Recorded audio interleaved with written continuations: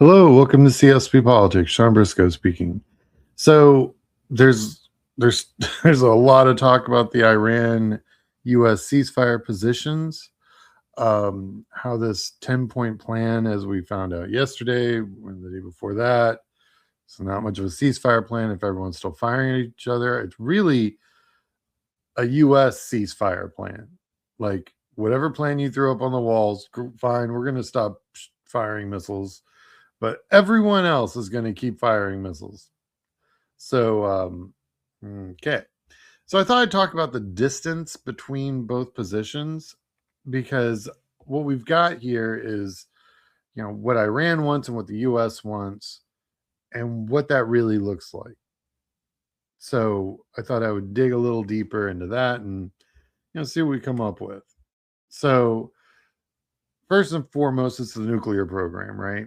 Well, Iran's position, they want to keep uranium enrichment capability, and they are framing it as like a sovereign right. Now, the Ayatollah that we killed, uh, he had a fatwa against building nuclear weapons. That's what he said. Believe it or not, whatever. His son does not, and his son's now in charge. So this is, if it wasn't a sticking point before, well, it is now. Our position is that we want to end or severely restrict the enrichment program.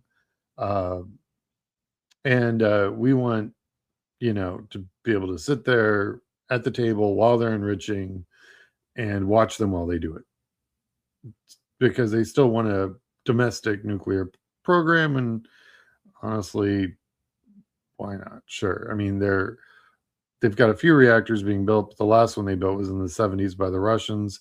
Can't imagine how well that's going. Sanctions versus concessions. So Iran wants an immediate full lifting of sanctions. Duh. They're economically, if it wasn't for free money coming out of the ground, they'd be in a world of trouble. They want also all their assets that were frozen. Oh my God, 1,000 years ago, feels like. They want all that up front. The U.S. was like, nah, if you behave, stop declaring the annihilation of other countries, maybe, we'll have a fade sanction relief. And also, trust but verify. Big one on the U.S. side. The U.S. military presence. Iran wants a full U.S. withdrawal from the Mideast. And the U.S. has got about 20 bases, major bases around Iran. Iran's surrounded. And how dare Iran put their country in the middle of all our bases? That's the joke. For one thing, there are a whole bunch of countries out there that don't want the U.S. to leave because they don't want to pay for their military. And if you've got somebody coming in here wanting to pay for your military, and all they have to do is agree with some economic stuff, done. Because, money's money. And that's where all of Iran's neighbors are, minus a few. So I just don't see this happening, mostly because it would violate a whole bunch of treaties that we have with a whole bunch of other countries. So this is really a non-starter. And for all the reasons the U.S. that I just kind of outlined, the U.S. wants to maintain, their presence in the region. They got to protect allies. They got to try and protect the shipping lanes. This is a big one. The control of Strait of Hormuz. Iran wants oversight and control. Nobody else wants them to have oversight and control but Iran. And the U.S., of course, wants everyone to have control over it. Plus, the international shipping lanes have to be maintained as neutral ground, and it's a million other things that have to happen. And certainly they don't want a religious oligarchy in charge of the global economy. because all they have to do if they feel slighted in the least is just shut it all down. So kind of a negative on that one. War reparations. Iran wants compensation for damages. U.S. is like, good luck. Not going to happen. Regional proxy conflicts. Iran wants broad de-escalation, but real super vague on all the militias that they fund in other countries. I bet. And U.S. wants Iran to roll back all of its militias, the groups, the Houthis, the Hezbollah, everybody. And that's not going to happen because of bad act. You understand, Middle East is just full of bad actors. So there's just, I mean, to be honest, if Iran wasn't backing these guys, yeah, they'd go away for a little while, but they'd be back. Problem is, there's not a lot of water. All the money's centralized. None of it trickles down. This is and then you have all the religious issues in that part of the world. It's never going to not be what it is. Legal guarantees and enforcements. Oh, Iran wants a UN-backed deal. I'm not even sure if that means much anymore, to be honest. The U.S. was the largest funder for the UN, and Trump has been rolling that funding back year by year. So it's kind of a shadow of what it used to be. And also the U.S. doesn't want to handcuff itself. It would rather be able to, do what it needs to do later on without any weird laws that may have creeped in, So Iran's got a bunch of frozen assets, a bunch of banks all across, just like Russia, got billions of dollars frozen in different places. Interestingly enough, those countries that froze them, Switzerland, Northern European countries, they've been making a pretty good amount of money off the interest on these, this free money, this free liquidity that they have access to. And there's going to have to be, there's got to be a really good reason for them to let that stuff go. And I'm just not seeing like they're going to do that anytime soon. And the U.S. would probably be down if all the other stuff was met their way, which it won't be. They'd be down for a limited conditional release. Maybe. They've talked about it. Iran wants a broad ceasefire across all regional theaters. So the U.S. can go, okay, we're not going to shoot because this is a U.S.-Iran negotiation, right? U.S. can say, fine, no more shooting. But as I mentioned earlier, there's like 1 million different groups, all of which hate each other, all of which point weapons at each other. And yeah, the U.S. backs Israel, which is complicated. Yeah. But there's a whole bunch of other groups out there that don't like each other at all. And that's why the U.S. would want to narrow that definition quite a bit. There's like, hey, we won't shoot, but we're good. But the rest of the crazy's not going anywhere, It's going to be like that. So this is also a place where I just don't feel like they're going to be able to really reach an agreement. Yes, the recognition of legitimacy. Iran, just like every other country, wants recognition of regional role and sovereignty.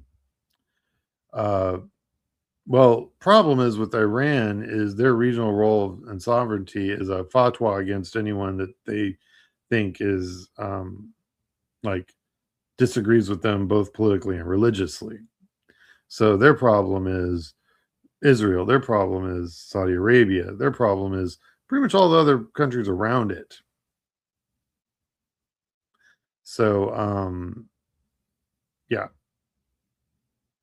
we'd have to have a behavioral change they're not willing to do.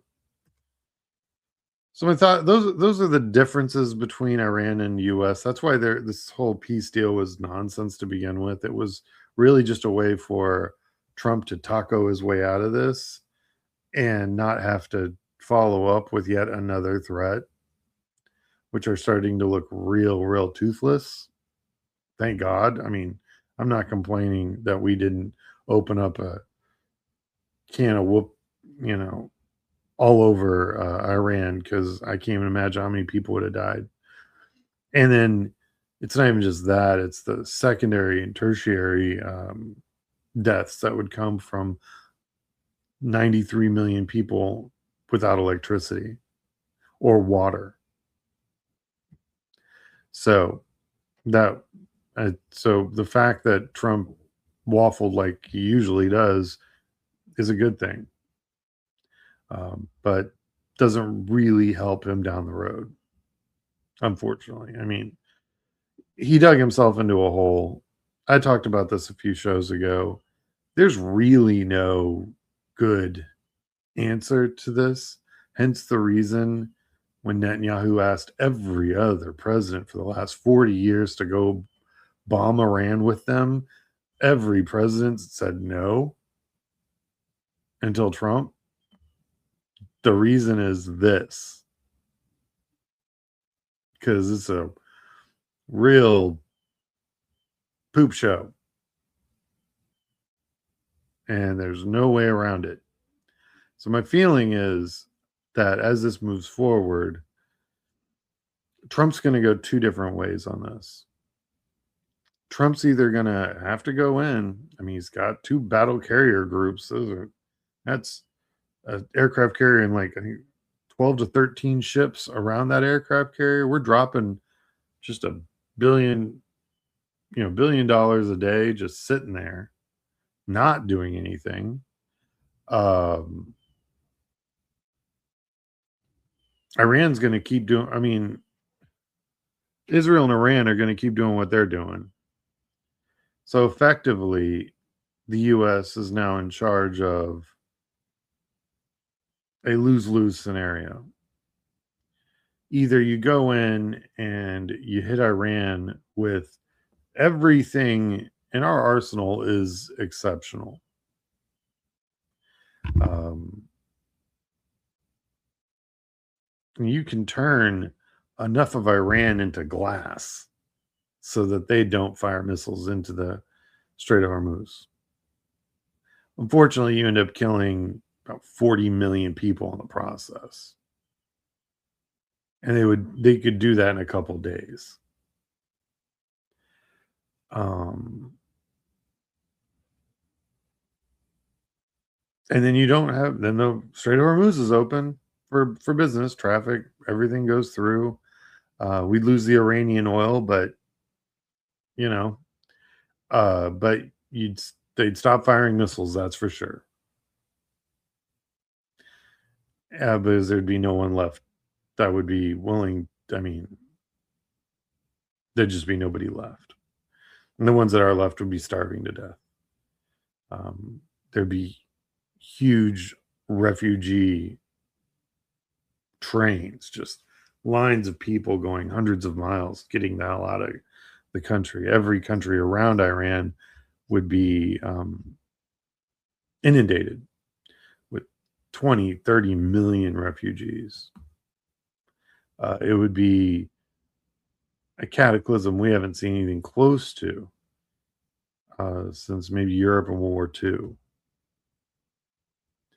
And that would happen over a couple. I mean, like the initial event would happen in what took, Europe a couple years to get done.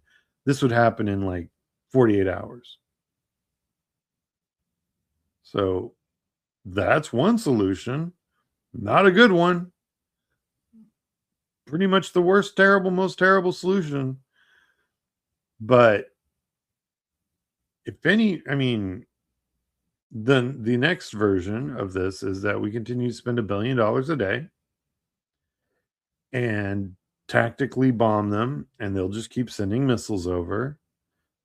And Strait Hormuz will be mined, and you lose 1 out of every 5 barrels of oil. Maybe that's just the new reality.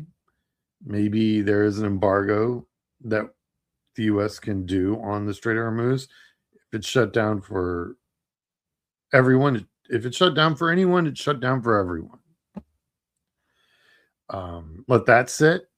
Maybe that's an option.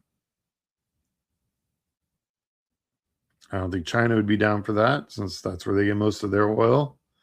I know Saudi Arabia built a pipeline that goes east-west across their country. They started building it a long time ago because they didn't trust Iran either, not to do what they're doing, literally what they're exactly doing right now. So I know that but LNG, it's just there's a lot of stuff that goes through that strait that can't be replaced in a couple of years. Can't really be replaced in 5. So there's just not a lot of good options. Hence the reason every president said no to Netanyahu.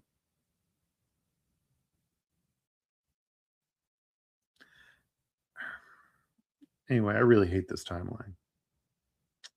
Anyway, well, thanks for watching. Like and subscribe.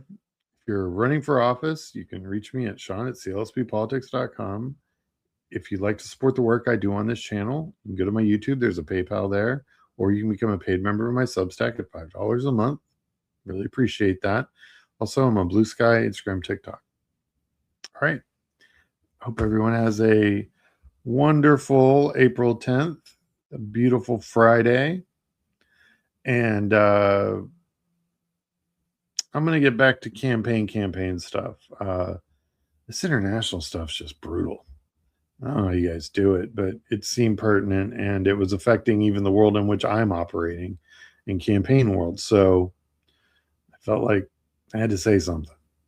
All right. I'll talk to you guys later. Bye.